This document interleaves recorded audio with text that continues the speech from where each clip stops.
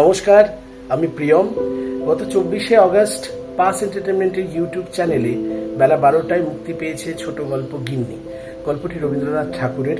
আপনারা অসংখ্য ভালোবাসা দিয়েছেন।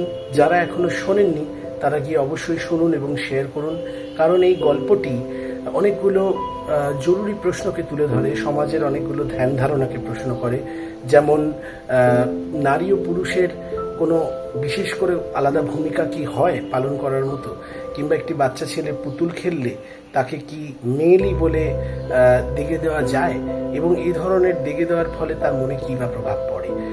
রবীন্দ্রনাথ তার সময়ের অনেক বেশি এগিয়ে ছিলেন সময়ের থেকে, এবং আজকে আমরা এই ইস্যুসগুলো নিয়ে এত সোচ্চার হচ্ছি, কিন্তু তিনি লিখেছেন অনেক আগে, যে সময় আর কেউ এই ধরনের বিষয়গুলো নিয়ে হয়তো মাথা ঘামাতেন না।